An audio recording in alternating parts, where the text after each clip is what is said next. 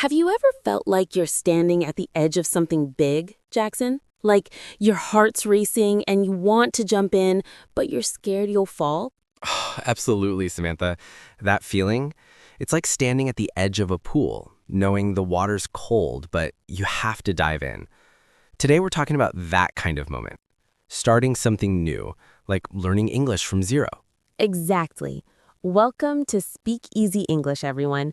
This is the show where we share real stories that inspire and teach you English at the same time. Today, we're diving into a story about courage, my own journey of learning English from scratch. It's emotional, it's messy, and it's full of lessons. And I'm here to break it down for you. We'll talk about the words, phrases, and grammar you can use in your own life. Plus, we'll practice pronunciation and share tips to keep you motivated. So, whether you're just starting or leveling up your English, this episode is for you. Let's get started. Picture this. I'm 22 years old, living in a small town where no one speaks English. I'm surrounded by my native language, but I dream of traveling, meeting new people, and maybe even studying abroad. The problem? I know zero English, not a single word. Zero? Like not even hello or goodbye? Nope, nothing. The word hello might as well have been from another planet. But I had this fire inside me, Jackson. I wanted to connect with the world.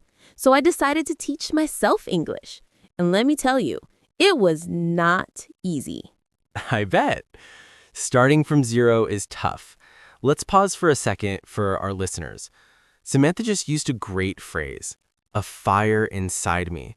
It means a strong passion or motivation. Can you say it with me?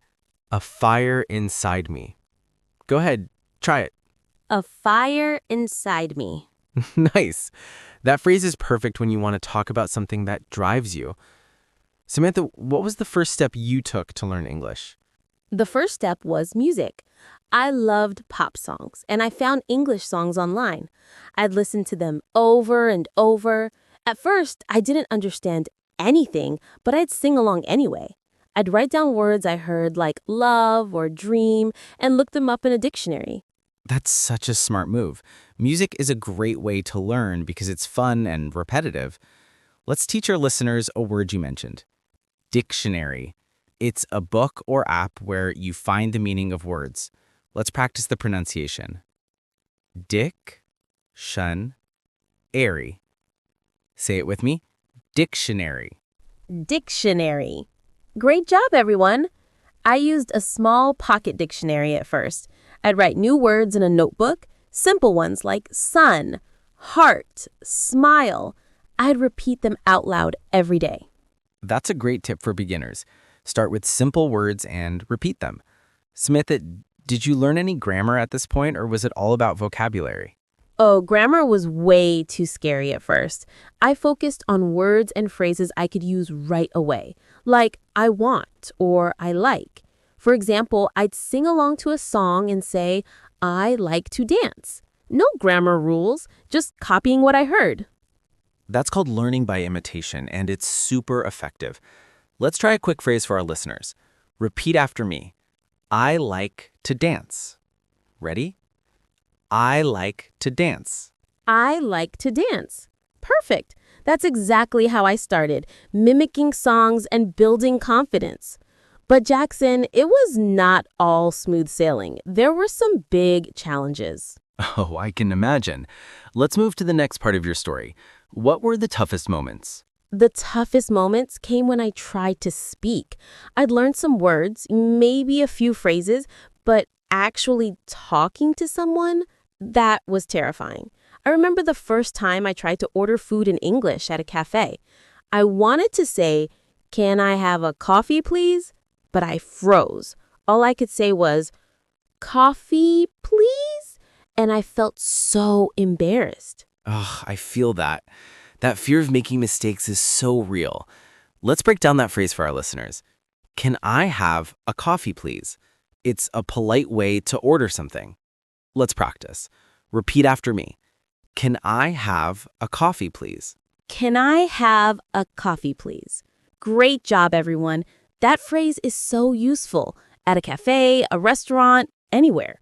But back then, I was so scared of getting it wrong that I almost gave up. Gave up? No way. What kept you going? Honestly, it was the small wins. Like when I finally said that coffee order correctly and the barista smiled and understood me. That felt like climbing a mountain. But another big challenge was pronunciation. Words like think or world were so hard to say. Pronunciation is tricky. Let's help our listeners with one of those words, think. The th sound is tough for a lot of learners. Put your tongue between your teeth and blow a little air. Try it. Think. Think. Think, nice. I practiced that sound in front of a mirror for weeks. I'd say think, thank, thing, over and over. It felt silly, but it worked. That's dedication. Let's give our listeners another phrase to practice, something you might have used back then. How about, I want to learn English? Repeat after me. I want to learn English. I want to learn English. Awesome. That phrase was my mantra. But Jackson, there was a moment when I hit a wall. I was learning words, practicing pronunciation, but I still couldn't understand movies or have a real conversation. I felt stuck. That's such a common feeling. It's called the intermediate plateau. You're not a beginner anymore, but you're not fluent either. What happened next? Was there a turning point? There was. One day, I found a children's book in English at a library. It was simple, with pictures and short sentences like, "The cat is on the mat." I started reading it, and for the first time, I understood every word. That was huge. It gave me the confidence to keep going. That's amazing. Children's books are a fantastic tool because they use simple language but tell real stories. Let's try one of those sentences. The cat is on the mat. Repeat after me. The cat is on the mat. The cat is on the mat. Perfect. That book was my turning point. I started reading more children's books, then moved to short stories. I also watched cartoons with subtitles. Slowly, I could understand more and even speak a little. That's such a great strategy. Let's talk about that phrase, turning point. It means a moment when things start to change for the better. Can you say it? Turning point. Turning point. Exactly. That moment made me realize I didn't have to be perfect. I just had to keep trying. I started practicing with a language partner online, and even though I made mistakes, they were so kind and patient. That's a great lesson. Mistakes are part of learning. Let's do a quick role play for our listeners. I'll be the language partner, and you order food again, but this time with confidence. Ready? Okay, let's do it. Hi, can I have a coffee and a sandwich, please? Sure thing. One coffee and one sandwich coming up. See, that was smooth. Listeners, try that phrase again. Can I have a coffee and a sandwich, please? Can I have a coffee and a sandwich, please? You're doing great, everyone. That kind of practice helped me so much. I started having short conversations, and each one made me braver. I love that. Let's move to the reflection part. Samantha, looking back, what's the biggest lesson you learned from your English journey? The biggest lesson is to start small and be kind to yourself. Learning a language is like building a house, one brick at a time. You don't need to be fluent overnight. Every word you learn, every sentence you say is progress. That's so true. And for our listeners, let's review some key vocabulary from today. We had a fire inside me, meaning passion, dictionary, the tool for finding word meanings, turning point, a moment of change, and phrases like, I like to dance, and can I have a coffee, please? Which one was your favorite, Samantha? I love a fire inside me. It reminds me of why I started. What about you, Jackson? I'm all about turning point. It's such a hopeful phrase. Let's practice one more time for our listeners. Say it with me. Turning point. Turning point. You've got it. And here's another tip. Find something you love. Music, books, movies, and use that to learn. It makes the journey fun.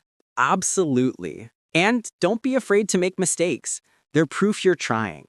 Samantha, this story was so inspiring. It makes me want to keep learning too. That's the goal, Jackson. Learning English is a journey, not a race. To everyone listening, thank you for joining us today. If you enjoyed this story, make sure to hit subscribe and support our channel, Speak Easy English, for more stories that inspire, teach, and connect. See you next time for another story and more English lessons. Keep practicing and keep that fire inside you.